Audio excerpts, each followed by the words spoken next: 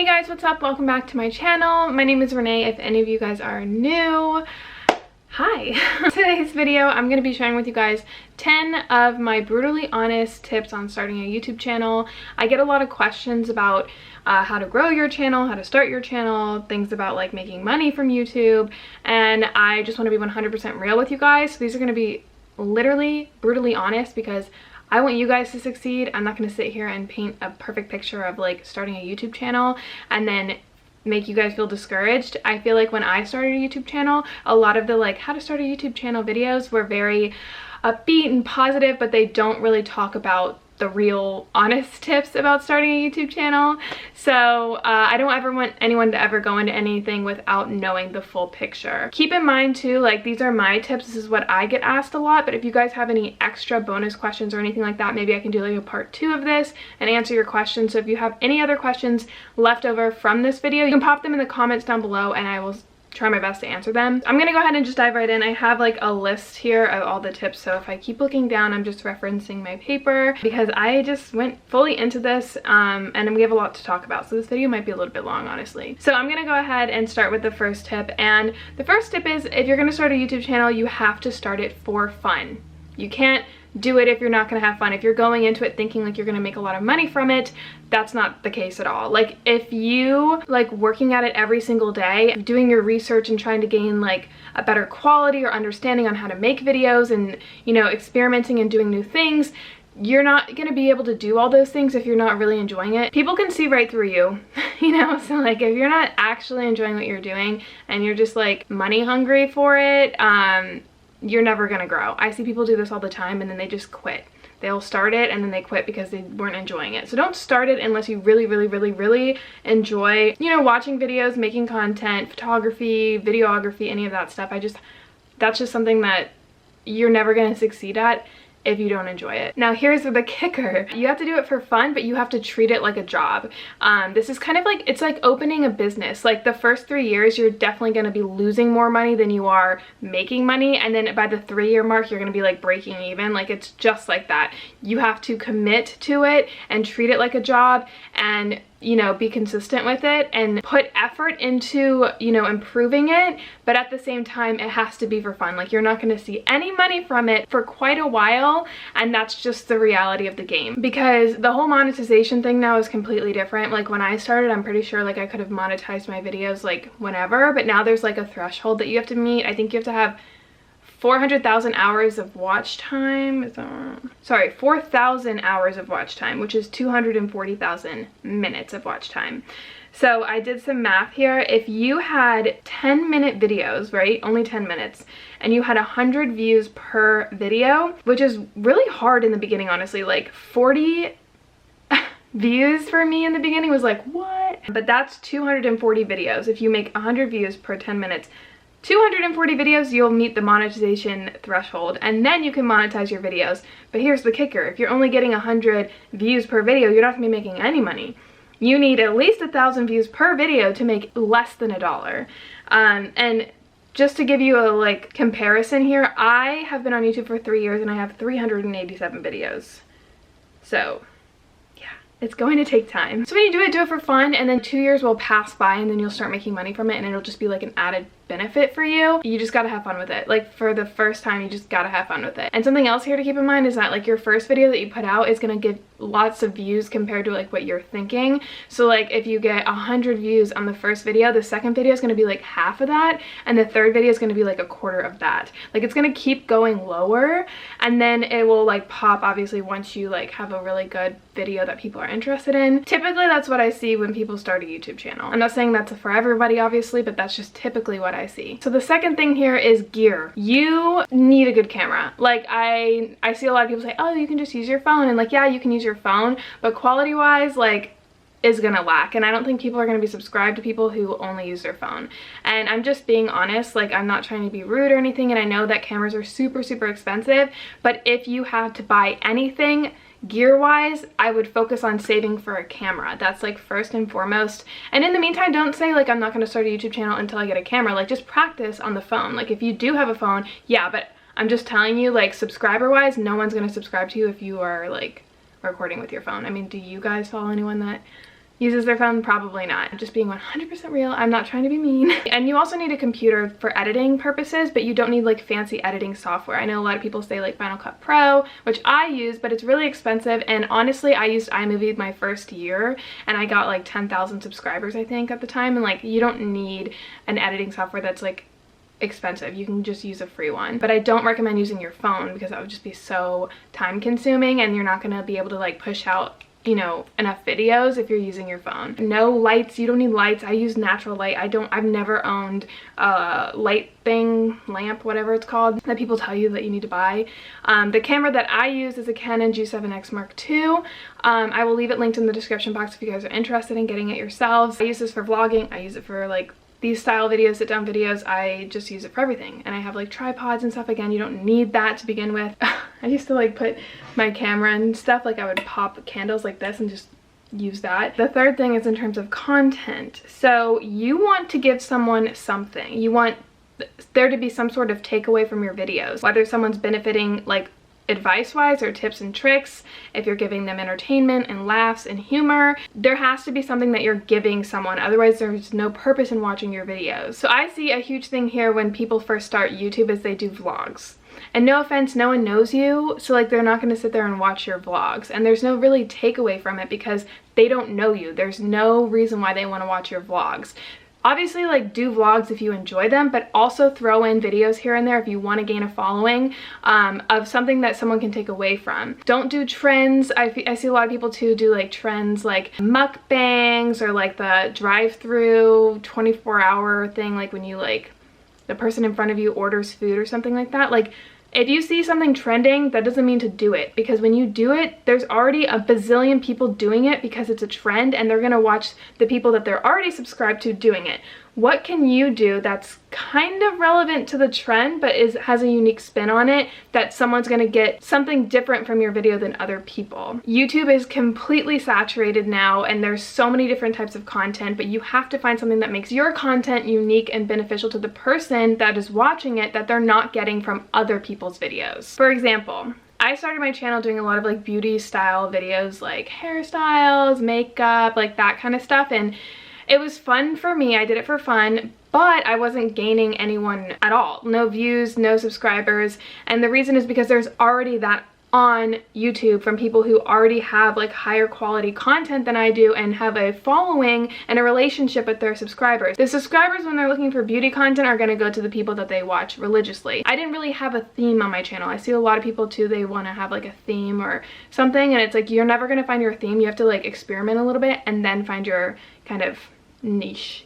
So when I first started YouTube, I got into the law of attraction on my own. I got like super inspired by like spirituality and thoughts and stuff like that, and I was always looking for videos about the law of attraction, and at the time there was like nobody on like YouTube that would talk about spirituality. So I did a video called like how to raise your vibration, and that gained a lot of views, and I took that and I was like, okay, so people like this, what else can I do? I made another law of attraction video and another law of attraction video, and I kept getting all these followers and all these people that wanted more content like that, and I loved making content like that. I was really interested in spirituality, and so I kept a hold of that and I made something unique. I took a spin on it. I did Manifestation Wednesday videos every Wednesday, so people knew every Wednesday they were going to get a law of attraction video, so they would subscribe to my channel and wait for that content. But I would still push out videos that I personally love making, because that's the whole point that I started the channel, is because I like making, you know, content. So I would throw in like plan with me's, which no one would watch. I'd throw in vlogs, which no one would watch. They watched my law of attraction content, but eventually they started to get to know me, and then they would watch some of my other videos and then started liking those videos. So you got to find that video, just experiment. If something pops in your head and you're like, that's not going to be a good idea, I'm telling you, that's the video that's going to get a following. When you have an idea that is like, oh, I'm going to get 1 million views on this video, like, no one's gonna watch that video. It's always like the random video that you throw out there that like you think no one's gonna watch, but you just do it for fun, that people are gonna love. And when they do love that, that's the content that they want. So in order to get them to subscribe, keep making content like that if you enjoy it and you really love it. Another thing in terms of content is the thumbnail. You have to have a good thumbnail or else no one's gonna click on your video. That's the first thing people see. What I do is I throw in a whole bunch of thumbnails on photos, like a Google Photos account that I have, and I kind of just like close my eyes and I look at it and which one did my eyes veer to first, and I will use that one, you know, play with the colors a little bit, make it brighter, more, you know, sharp, and that way when my thumbnail is around other people's thumbnails, the first thing that people are going to look at is my thumbnail because it pops, and that's really, really important in order for people to even click on your video. Another thing with thumbnails is I really highly recommend to always use a thumbnail that is in the video. A lot of people use thumbnails that are like Insta pictures or something like that, and they're highly edited, but they're not even part of the video, and people get discouraged with that because they click on one thing expecting to see that, but they see something completely different. So something that I always keep in mind is to use thumbnails that are in my videos. Otherwise people aren't going to really find you as genuine because they're clicking on something expecting to see that, but they don't see it throughout the video. Another thing here is keywords. You want to make sure that you're using trendy words that are trending. When I say this, it's like, let's say you make a, I don't know, food diary video, and then you type in like food on YouTube and other like searches will pop up. Those are the top searched keywords. Use those words in your tags, in your title, in your description. Use words that people are searching for, because like if it's a vlog and you say vlog and I don't know, walking around the park, people aren't searching walk around in the park. They're searching day in the life. Are you a college student? Do you have a career? You know, like work day in my life, productive day in my life, cleaning day in my life. Like those quick searches that people are searching, that's what you want to use. But also don't like be clickbaity. I always hate that too. Don't do that. You will literally lose subscribers. I see people do this all the freaking time. There was someone recently that, I'm not gonna say who, I don't even want to say the name of it, but I'm like, she is so clickbaity and it's so frustrating, and I can see her just like losing subscribers, and I'm like, oh, I feel so bad. You can't do that, because again, people are clicking on something expecting to see something and then they don't. I feel like the only people that can get away with this is like David Dobrik. You know, because his content's still good, you know. Sometimes people use clickbait because their content sucks, and then people click on it and they find out it sucks and they're bored and they're like, that's why they used the clickbaity title, so they can get views. The next tip that I have here is patience. This requires a lot of patience. Just like I said in the beginning, when you start like a business, it's going to be very discouraging. You're going to be losing money. You're not going to see it grow as much as you thought you would see it grow, and it's going to be kind of hard to get through. And this is where people succeed and where people don't. The people who succeed at YouTube are the people who, even though they feel discouraged, even though they don't see growth, even though they're getting so freaking irritated, they push through that and keep going, and they're consistent with it, and eventually they will see the light at the end of the tunnel. But a lot of people don't do that. So if you're the type of person to do that, that's going to make you unique and different, and that's going to give you a shot with the people who have also pushed through, which is a very smaller number than people that you're competing with starting a channel. That was like a huge thing in my brain that it made sense when I said it out loud, but I really hope it came through. It's a process. Okay, so when you make these videos, especially ones that you're really, really proud of and nobody watches, keep them. Don't like make them private because there's no views. I see that too a lot. A lot of people will make their videos private because they don't have enough views.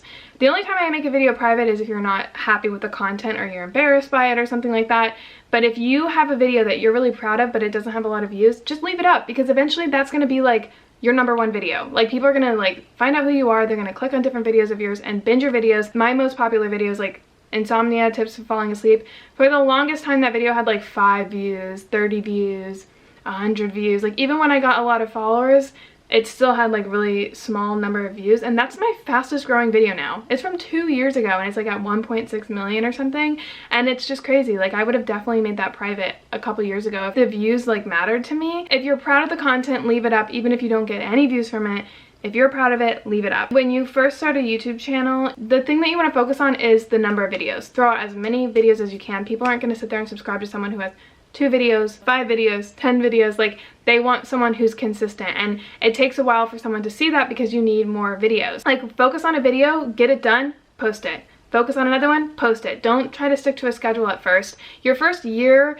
your first 2 years, focus on the amount of videos that you're getting out, because not only are people going to be able to binge your videos, but you're also going to learn more because you're repeating the process of making and creating videos, so you're going to become an expert at it. It's through repetition. You have to keep going. So when you do this, it's not only beneficial to your channel but to yourself as well, because you're learning and you're getting used to it and you're getting a better grasp on making content. But then once you start getting attraction and you start getting a lot of subscribers, then I say shift over and focus on quality quality. So now you have all these subscribers, and instead of pushing out a ton of different videos that are like just minuscule quality, spend more time on the content that you're creating, the quality of the videos.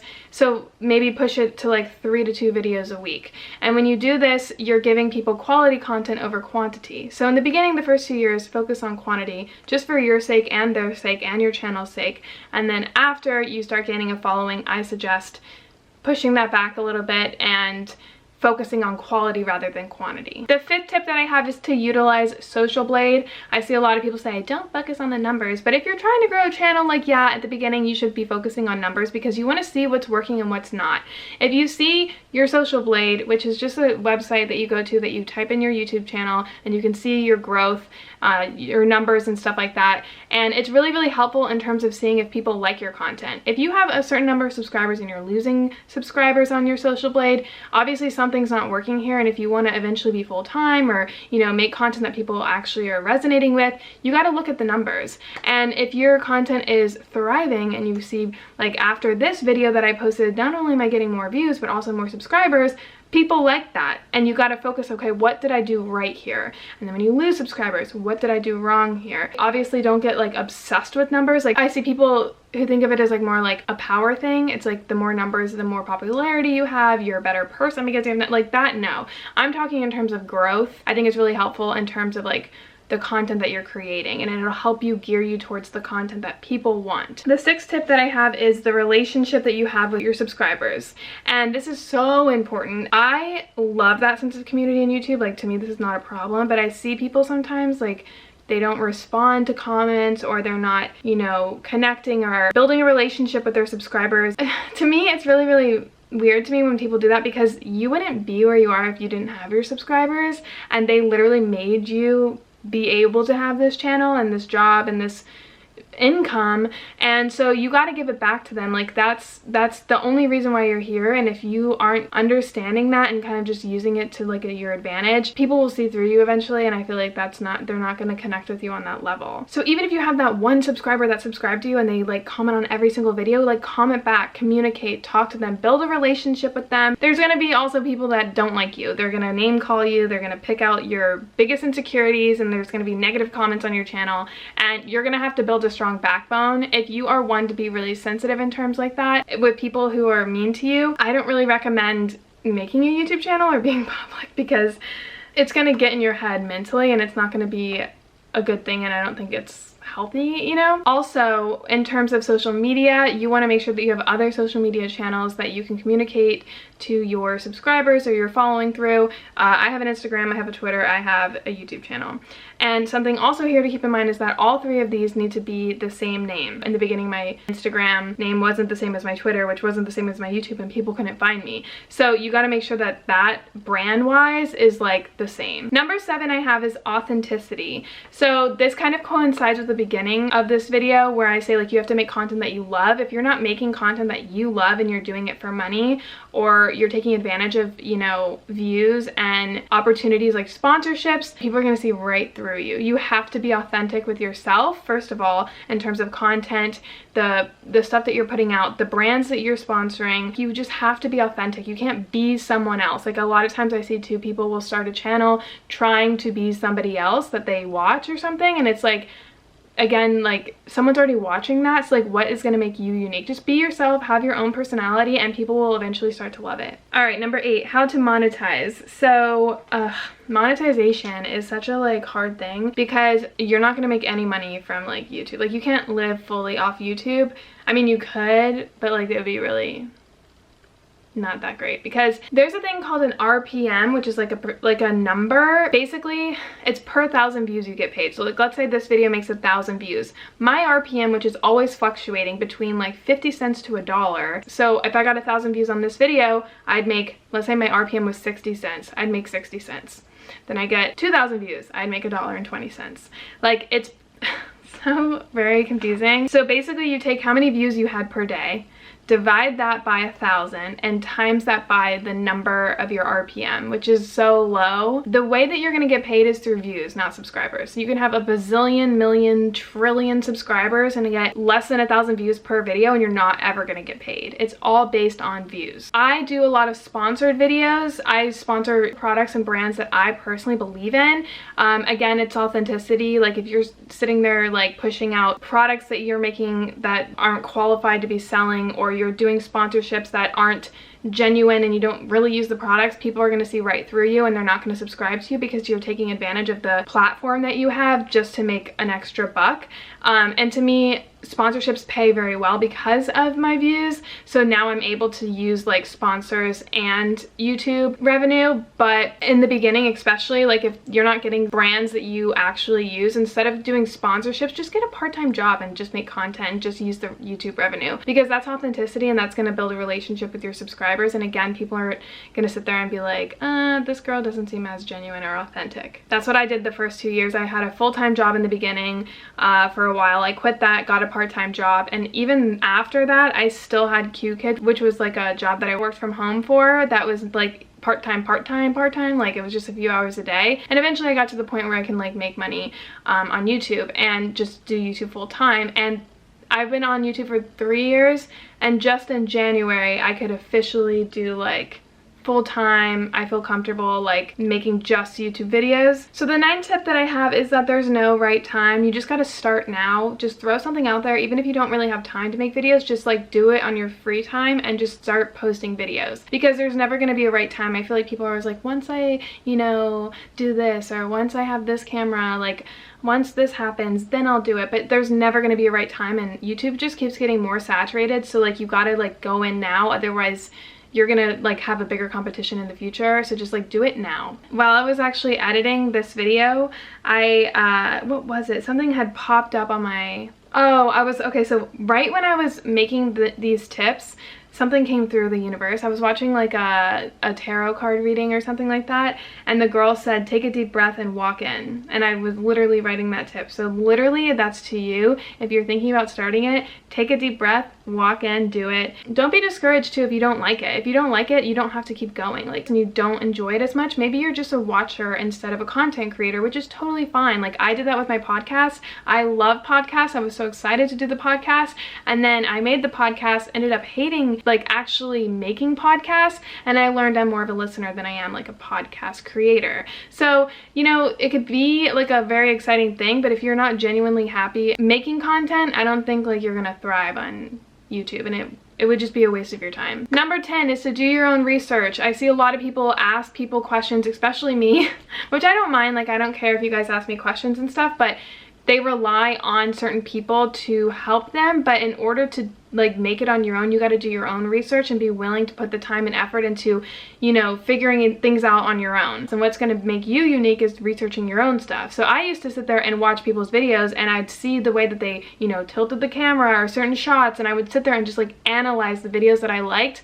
And if I saw something in a video and I didn't know how they did it, for example, like the iCard, when you see like a clip here on the I don't know, fine. For the longest time I couldn't figure it out, so I would like Google like, what is the little white bar that comes out on YouTube videos to link other videos. And like, you got to do this research on your own. You can't sit there and think that it's going to be easy. Like, you're gonna have to research it, and you're gonna have to study it, because it's an art, you know? Like, you gotta, it's a business too. Like any business, like you gotta always be improving and always doing your research. There's trends in YouTube too, so things are constantly changing. You gotta change with them and learn with them and grow with them. So those are my brutally honest tips on starting a YouTube channel. Please don't feel discouraged after this. I think if anything, now you know the real nitty-gritty of starting a YouTube channel, so now you should be good to go. If you guys have any other questions, definitely pop them in the comments. I will try my best to answer them, or make like a part 2 of this if there's a lot of them. But now you are aware of what goes into YouTube, and you can conquer it and not feel like discouraged when things do come up, and work through them, and be patient and be consistent and make good quality content that you love. I hope you guys enjoyed this video. If you did, give it a thumbs up. I know this was super long, so I'm gonna go say bye. Thanks for watching, and I'll see you guys all in a future video.